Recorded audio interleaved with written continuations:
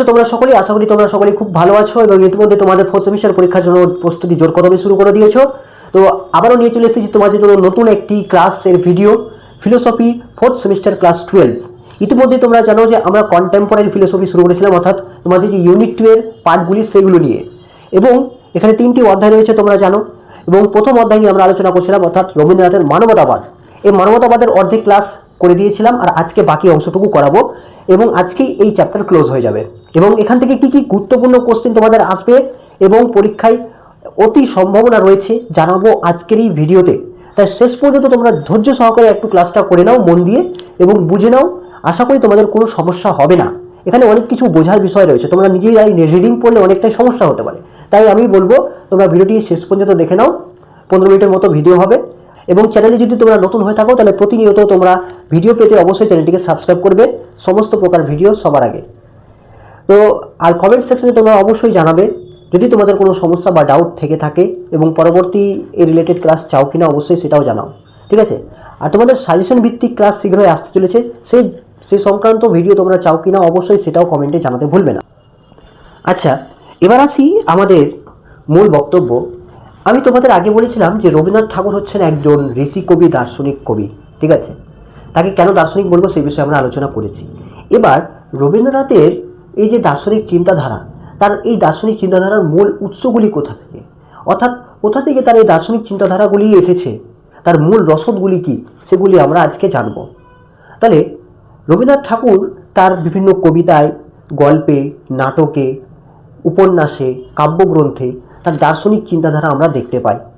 এবং কবিতার ছন্দে ছন্দে একাধিকবার তিনি আমাদের ইঙ্গিত দিতে চেয়েছেন বিভিন্ন দর্শন সম্পর্কে, মানবতা সম্পর্কে, বিশেষ করে মানবতা সম্পর্কে তিনি বারবার মানুষকে বোঝাতে চেয়েছেন। তো আমরা দেখে নিচ্ছি রবীন্দ্রনাথ ঠাকুরের এই যে দার্শনিক চিন্তাধারা, তার মূল উৎসগুলি কি কি। খুব গুরুত্ব। 1 নম্বর হচ্ছে কি, যে বেদ বা উপনিষদ। তাহলে উপনিষদ মানে তোমরা জানো যে বেদান্তকেই উপনিষদ বলা হয়। এবং এই রবীন্দ্রনাথের জীবনে বেদ বা উপনিষদের কি প্রভাব ছিল, তার ফলেই তো তার দার্শনিক এইসব চিন্তাধারা এসেছে, তাই তো? তাহলে উপনিষদে একটা কথা বলা হয়েছে, কি বলতো, যে আত্মনাং বিধি। আত্মনাং বিধি অর্থাৎ আমি কে, নিজেকে প্রশ্ন করা বা নিজেকে জানাই, এটাই হচ্ছে সব থেকে বড় জিজ্ঞাসা। আর এই প্রশ্নের উত্তর মানুষ বহু বছর ধরে, হাজার হাজার বছর ধরে খুঁজে চলেছে। এবং এর পারফেক্ট উত্তর খুঁজে না পেলেও মানুষের ইঙ্গিতে, বচনে, ভাবভঙ্গিতে এর উত্তর লুকিয়ে রয়েছে বা উত্তর খোঁজার চেষ্টা করেছে। আমি কে, এই প্রশ্নের উত্তর সব মানুষের মধ্যেই কিন্তু রয়েছে। কোথায় রয়েছে সেটা?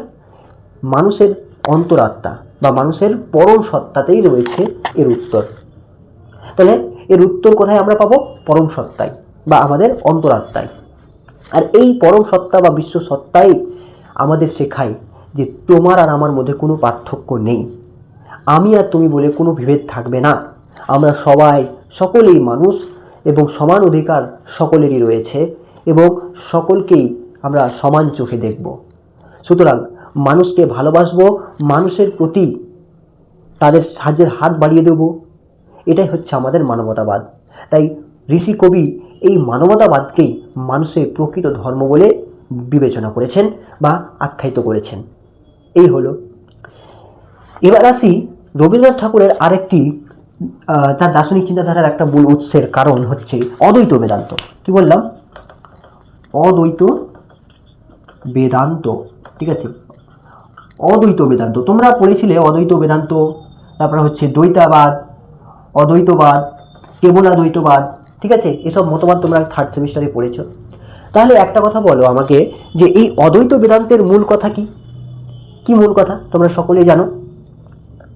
জীব ব্রহ্ম নাপর, জীব ব্রহ্ম নাপর, যার কথার অর্থ হচ্ছে যে ব্রহ্ম একমাত্র সত্য, জগৎ মিথ্যা এবং জীব হচ্ছে ব্রহ্মস্বরূপ, ঠিক আছে?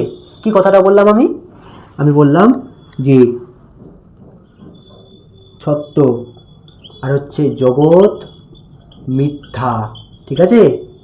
এবং আমাদের আরেকটা যেটা গুরুত্বপূর্ণ কথা মাথায় রাখতে হবে, যে জীব হলো ব্রহ্মস্বরূপ, ঠিক আছে? ব্রহ্ম স্বরূপ, জীব ব্রহ্মস্বরূপ, অর্থাৎ জীবের মধ্যেই ব্রহ্ম রয়েছে, জীবের মধ্যেই ব্রহ্মর বিরাজমান। এই কথা অদ্বৈত বেদান্ত বলে। এই সমস্ত জগৎ, আমরা সমস্ত কিছু মিথ্যা মায়াজালে অন্তর্ভুক্ত, একমাত্র ব্রহ্মই সত্য। আর এই ব্রহ্মকে আমরা কোথায় খুঁজে পাবো? মানুষের মধ্যে, এই মানব জাতির মধ্যে আমরা কিন্তু ব্রহ্মকে খুঁজে পাবো। সুতরাং আমরা মানুষ সেবার প্রতি হাত বাড়িয়ে দেবো। মানুষ সেবাই হচ্ছে ঈশ্বরের সেবা, যেটা স্বামী বিবেকানন্দের অন্যতম একটি বাণী বা তার উক্তি বলা যেতে পারে। সুতরাং স্বামী বিবেকানন্দ এবং রবীন্দ্রনাথ ঠাকুরের এই যে মানবতাবাদী চিন্তাধারা প্রায় একই রকম, অনেকটাই মিল রয়েছে, সেটা আমরা পরবর্তীতে আলোচনা করব। তাহলে ব্রহ্মস্বরূপ হচ্ছে কি বললাম, যে জীবের মধ্যে ব্রহ্ম বিরাজমান। তাহলে আমরা যদি মানুষকে ভালোবাসি, মানব জাতিকে ভালোবাসি, সমগ্র মানব জাতিকে সমান চোখে দেখি, তাহলেই কিন্তু আমাদের ঈশ্বর সেবা করা হচ্ছে। ঠিক আছে? অর্থাৎ এই মানব জাতির বা প্রত্যেক মানুষের মধ্যে সেই ব্রহ্ম লুকিয়ে রয়েছে। ঠিক আছে? সেটাকে আমাদের শুধু উপলব্ধি করতে হবে, আর উপলব্ধি করার জন্য আমাদের এই মানবতাবাদে বিশ্বাসী হতে হবে। মানুষের মঙ্গল চিন্তা থেকেই এই মানবতাবাদ নিঃসৃত। ঠিক আছে?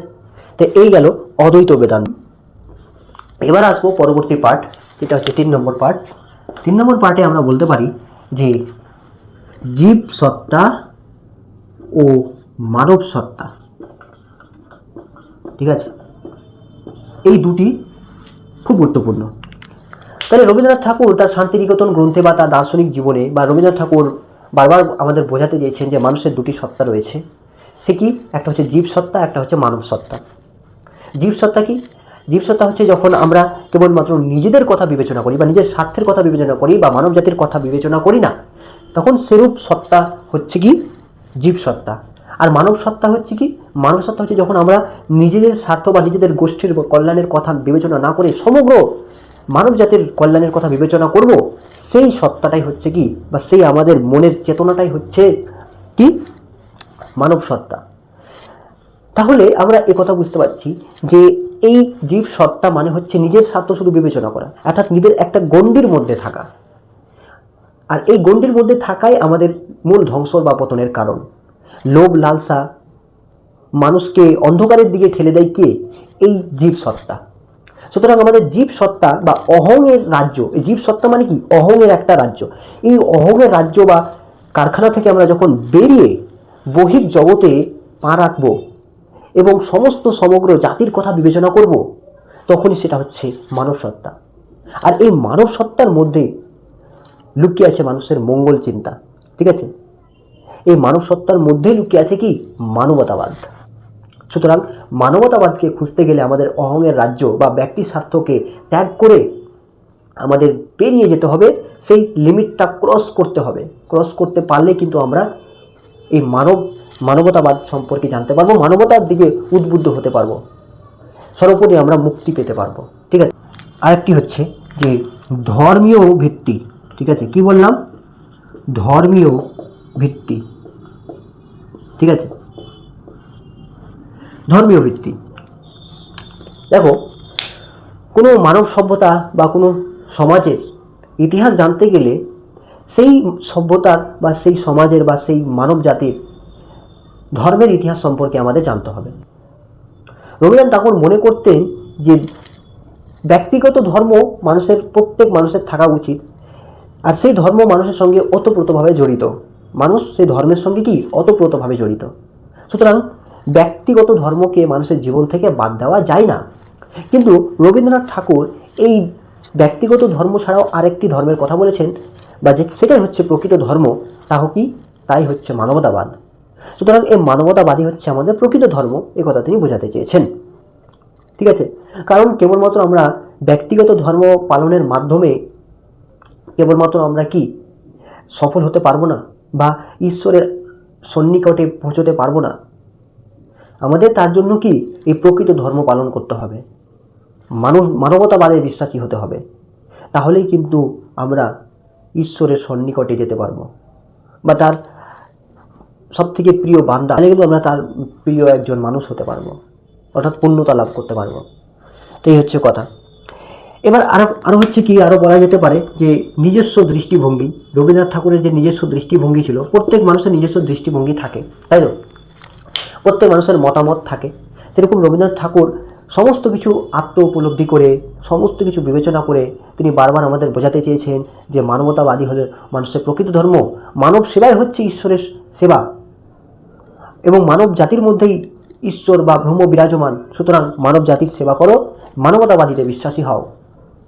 এটা হচ্ছে রবীন্দ্রনাথ ঠাকুরের একটা দৃষ্টিভঙ্গি।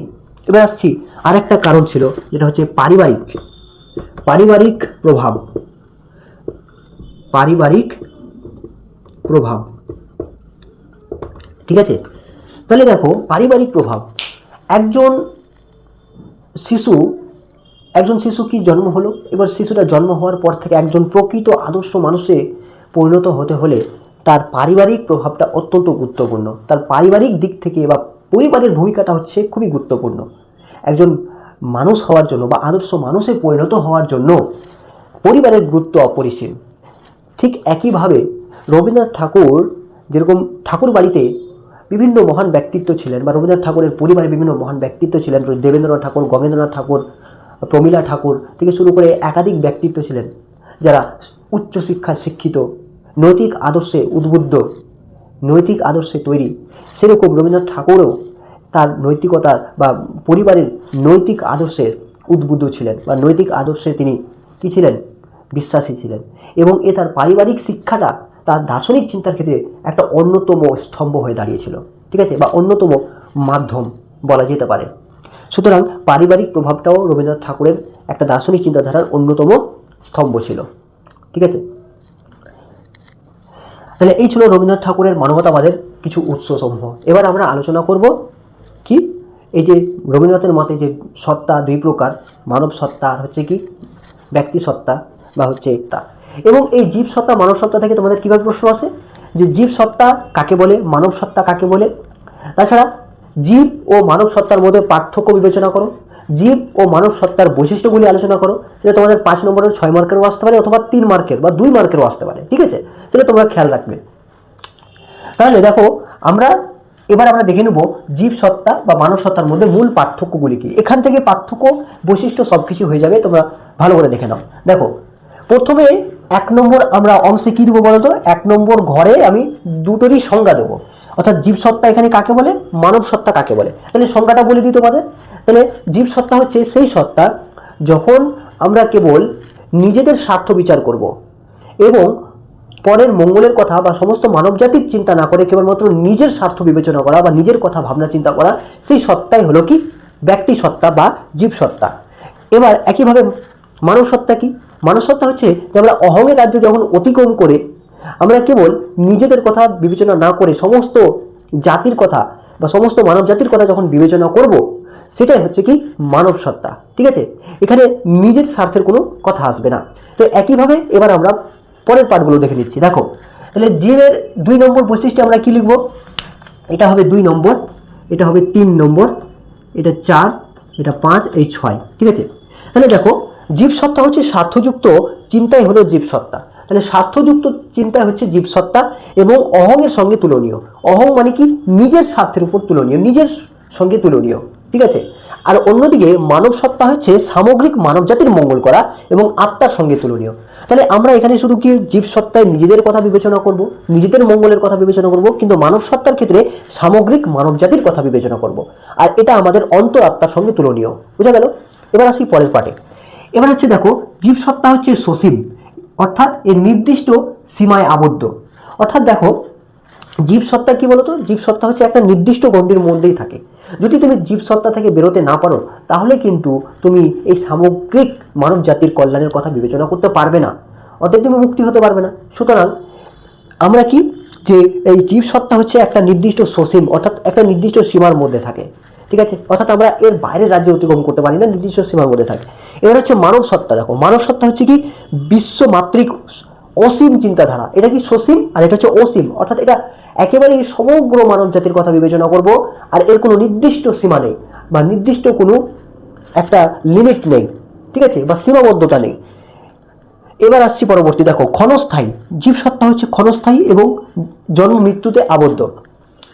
জীবসত্তা কি ক্ষণস্থায়ী, কেবলমাত্র আমরা আমাদের যে জীবন রয়েছে এই জীবনের মধ্যে আবদ্ধ থাকে, এর বাইরে থাকে না। ঠিক আছে, কেবল আমরা নিজেদের স্বার্থ যখন বিবেচনা করছি তখন নিজের জীবনের কথা বিবেচনা করছি, তাই তো। এবার একইভাবে মানব সত্তা হচ্ছে দীর্ঘস্থায়ী, যার কোনো মৃত্যু নেই, শাশ্বত। তাহলে মানব সত্তা হচ্ছে কি শাশ্বত। তুমি একজনের কথা ভাববে, সমগ্র মানব জাতির কথা ভাববে, সেটা হচ্ছে শাশ্বত। ঠিক আছে, যার কোনো নির্দিষ্ট সীমা নেই, একটু আগেই বললাম, এবং জন্ম মৃত্যু নেই, নির্দিষ্ট গণ্ডি নেই। ঠিক আছে, তারপরে দেখো 5 নম্বর হচ্ছে ব্যক্তি স্বার্থ পূরণ করে। তাহলে আমরা উপরেই দেখলাম যে জীবসত্তা কি আমাদের ব্যক্তি স্বার্থ পূরণ করে, অর্থাৎ নিজেদের পার্সোনাল ব্যাপারেই কেবলমাত্র আমরা মাথা ঘামাই। এবার হচ্ছে মানব সত্তা হচ্ছে ব্যক্তি স্বার্থ ত্যাগ করে আমরা কি অহংয়ের রাজ্য অতিক্রম করে সমগ্র মানব সভ্যতার চিন্তা করাই হচ্ছে মানব সত্তা। আবার একটু খালি চেঞ্জ, ঠিক আছে, এছাড়া তোমরা একটু এক্সট্রা অ্যাড করে লিখতে পারো। তারপরে দেখো যে ভোগের দিকে এবং আমাদের আত্মকেন্দ্রিক তুলে। ভোগের দিকে মানে কি, জীবসত্তা আমাদের লোভ লালসার কারণ, ঠিক আছে, আমাদের ধ্বংসের কারণ, পতনের কারণ। ঠিক আছে, আমরা যদি আত্মকেন্দ্রিক হয়ে থাকি এই জীবসত্তার মধ্যে তাহলে কিন্তু আমাদের ধ্বংস নিশ্চিত। ঠিক আছে, তারপরে মানব সত্তা হচ্ছে দেখো পরিপূর্ণতা লাভ। মানব সত্তা দিকে যদি আমরা ধাবিত হই, ঠিক আছে, একটু আগে বললাম যদি আমরা এই যে ব্যক্তি স্বার্থকে অতিক্রম করে মানব সত্তার দিকে ধাবিত হই তাহলে কিন্তু আমাদের পূর্ণতা লাভ হবে, পরিপূর্ণতা হবে, ঈশ্বরের কাছে আমরা যেতে পারবো এবং আত্মা পরাত্মার মধ্যে একটা মিলন ঘটবে। ঠিক আছে, সেটাই হচ্ছে কি পরিপূর্ণতা লাভ বা পরিপূর্ণ বিকাশ সাধন হবে আমাদের সামগ্রিক চিন্তাধারার। ঠিক আছে, তাহলে এই ছিল জীবসত্তা এবং মানব সত্তার মূল পার্থক্যগুলি। এখান থেকে তোমরা বৈশিষ্ট্যও লিখে নিতে পারবে। ঠিক আছে, তাহলে কোশ্চেনটা কীভাবে আসতে পারে, কোশ্চেনটা আসতে পারে যে জীবসত্তা মানব সত্তার মধ্যে পার্থক্য লেখো, বড় কোশ্চেনও আসতে পারে। জীব সত্তা বা মানব সত্তা পার্থক্যগুলি বিবেচনা করো, এর বৈশিষ্ট্যগুলি লেখো, বা রবীন্দ্রনাথের মতে সত্তা কয় প্রকার, সেগুলি কি কি। ঠিক আছে, প্রত্যেকটির বৈশিষ্ট্য। বন্ধুরা, এই ছিল আজকের ভিডিও। যদি তোমাদের কোথাও বুঝতে অসুবিধা হয় অবশ্যই কমেন্টে জানাবে, এবং তোমরা পরবর্তী ক্লাস চাও কি না এই ধরনের সেটাও তোমরা জানাও, অবশ্যই কমেন্ট করবে। ঠিক আছে, কমেন্ট না করলে আমি এনার্জি পাই না যে তোমরা ক্লাসটা করতে ইচ্ছুক কিনা বা তোমাদের ভালো লাগছে কিনা। তো অবশ্যই তোমরা একটা ছোট্ট কমেন্ট করে যেও। ধন্যবাদ, সুস্থ থেকো, ভালো থেকো, আবারও দেখা হচ্ছে নতুন ভিডিওতে।